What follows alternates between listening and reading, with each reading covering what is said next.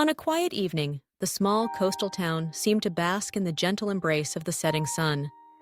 The horizon glowed with hues of gold and amber, and the salty air carried laughter and the faint melody of distant waves. Children played near the shoreline, their parents watching from weathered porches, exchanging stories and sipping tea. It was a scene so serene, so peaceful, that the idea of danger felt impossibly distant. But far beyond the horizon, changes were brewing. In the heart of the ocean, warm currents clashed with cold, winds began to spiral, and the sky darkened with ominous intent. Meteorologists, miles away in city offices, watched in growing concern as satellite images revealed the birth of something powerful, a storm system swelling and gaining strength, destined to become a monstrous cyclone. The first signs arrived as whispers, a shift in the wind, a sudden chill in the air, and the uneasy silence that settled over the town. Old fishermen, seasoned by years of reading the weather, grew restless. Birds took flight, seeking shelter inland. The townsfolk, alerted by radio broadcasts, moved quickly to prepare. Windows were shuttered, boats hauled ashore, and families gathered supplies, hearts heavy with worry. As night descended, the storm announced its arrival with a distant rumble, like drums echoing from the abyss. The wind picked up, first gently, then with a force that rattled doors and sent debris swirling through the streets. Rain began to fall, soft at first, then in torrents, drumming relentlessly on rooftops and flooding gutters. The power flickered, then failed, plunging the town into darkness. In that blackness, the true fury of the storm was unleashed. Lightning split the sky, illuminating the churning ocean and the bending trees. The wind howled, tearing at everything in its path, uprooting century-old oaks and snapping telephone poles like matchsticks. Waves crashed over the seawall, swallowing the beach and surging into the lower streets. Families huddled together, listening to the cacophony outside, a relentless chorus of wind, rain, and thunder. Inside one small home, a young boy named Min clung to his mother, eyes wide with fear. The walls trembled, and water seeped under the door. His father moved quickly, piling sandbags and towels, doing his best to keep the flood at bay. Min's grandmother whispered prayers, her voice steady and calm despite the chaos. Stories of past storms, of survival and resilience, mingled with her words, offering comfort and hope. As the hours dragged on, the storm reached its peak.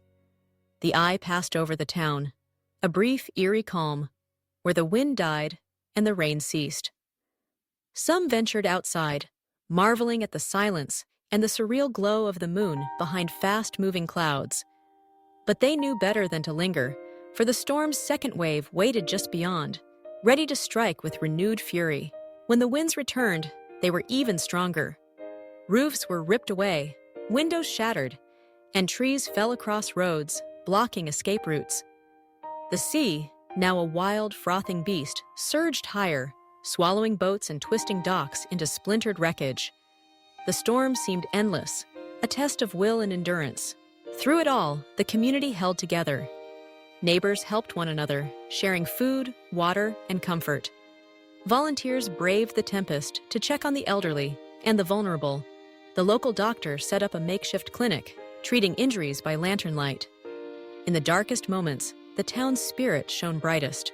Finally, as dawn crept over the ravaged landscape, the storm began to weaken. The wind subsided, the rain slowed, and the sky slowly cleared. Exhausted and shaken, the townsfolk emerged from their shelters to survey the damage. Homes were battered, trees uprooted, and streets flooded. Yet, amid the wreckage, there was relief, a sense of gratitude for having survived and determination to rebuild. Min and his family stepped outside into a transformed world. The familiar beach was buried under debris, and their home bore scars from the storm's assault. But they were safe, and so were their neighbors. Together, they began the work of recovery, clearing streets, repairing roofs, and salvaging what they could. The storm had tested them, but it had not broken their resolve. As days passed, aid arrived from distant cities, bringing food, medicine, and hope. Volunteers helped restore power and rebuild homes. The community came together in a way it never had before, united by shared experience and the bonds forged in adversity. Stories of bravery and kindness spread, of the fisherman who rescued his neighbors by boat, of the nurse who stayed at her post throughout the night, of the children who comforted one another in the darkness. Nature, too, began to heal. Birds returned singing in the newly cleared skies. Flowers bloomed among the rubble, a testament to resilience and renewal. The sea calmed, its anger spent, and the sun once again warmed the battered town. Over time, the scars of the storm faded. New homes were built, stronger and safer. The memory of that terrible night remained, a cautionary tale, but also a story of hope. Min grew older, remembering the fear and the courage he witnessed, the way his family and community faced the storm together. He learned that while nature's power could be terrifying, the strength found in unity and compassion was even greater. Years later, when another storm threatened, Min stood at the forefront of preparations, guiding younger children and helping his neighbors. He passed on the lessons of resilience, teaching that while the world can be unpredictable and even cruel, people are capable of extraordinary kindness and bravery. And so the town endured, shaped by the storm, but not defined by it. Each sunset was cherished, each gentle breeze a reminder of peace hard won. The terrible cyclone became part of their story, a chapter of fear, survival, and ultimately, hope. It taught them to respect nature's might, to prepare wisely, and above all, to look after one another. In the face of disaster, it was not the storm that prevailed, but the enduring spirit of a community determined to rise again.